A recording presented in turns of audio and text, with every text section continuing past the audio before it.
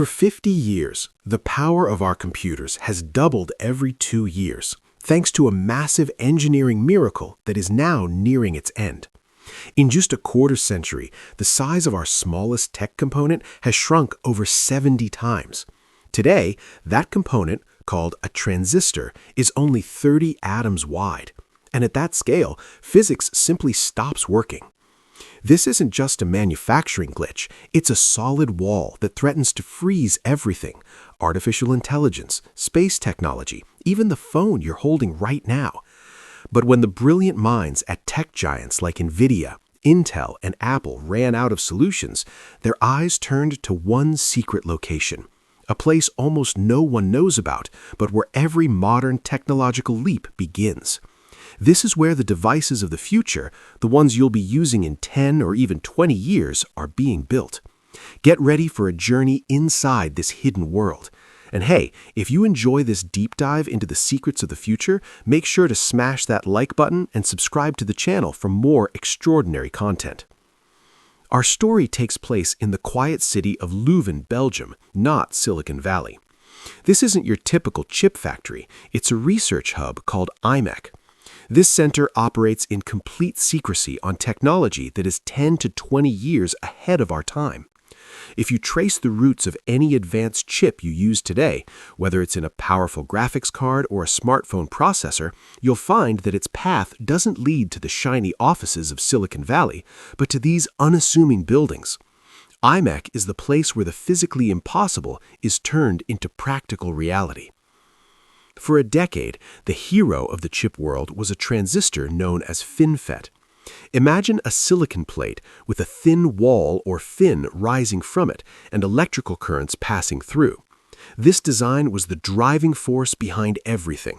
But as we kept shrinking these fins to keep Moore's law alive, doubling the number of transistors, we ran into a catastrophic physical problem. As the fins became thinner and taller, they reached a point of extreme fragility. They would bend or crumble during the manufacturing process. Companies realized that trying to solve this individually was becoming incredibly complex and costly. So the biggest players, Intel, Samsung, and TSMC, the world's largest chip manufacturer, came together inside imec. They were testing shapes and materials, and failure was the common price.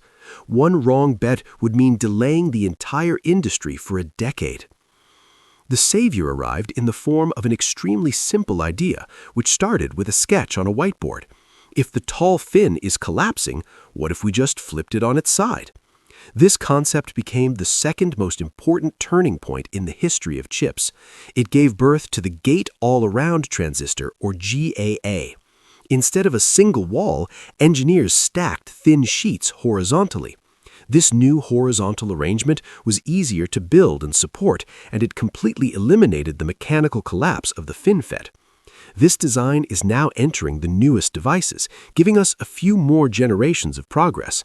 But even this solution isn't the final answer, because we're still running out of surface space on the chip.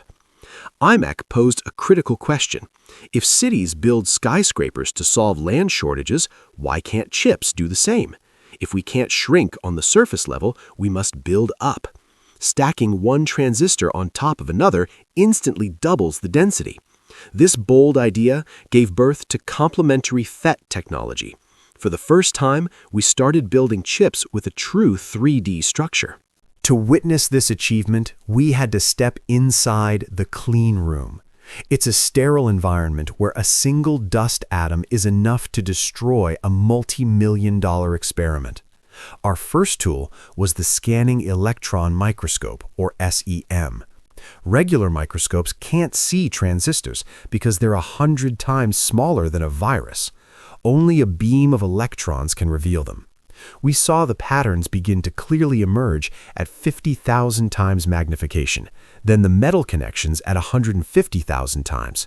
But to go deeper, we had to slice a piece of the chip thinner than DNA. Here, the nanosheet channel where the current flows appeared to us.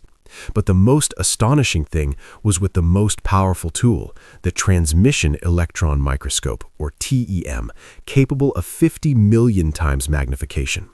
As we passed electrons through the slice, we saw the incredible otherworldly view.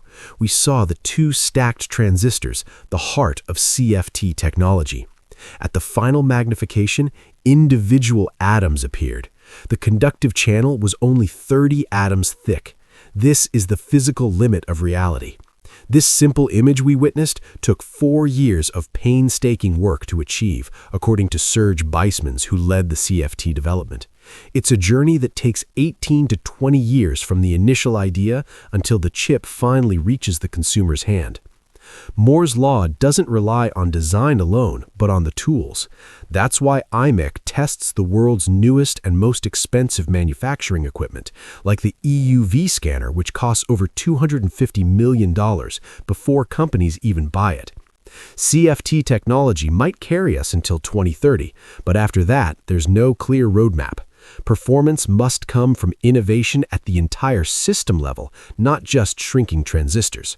One revolutionary answer lies in silicon photonics, which uses light instead of electrical signals. Today, it connects supercomputers in data centers, and tomorrow it might move inside your phone. imec is working on new materials to make this dream possible, where light can replace the copper wires inside your laptop or your mobile phone.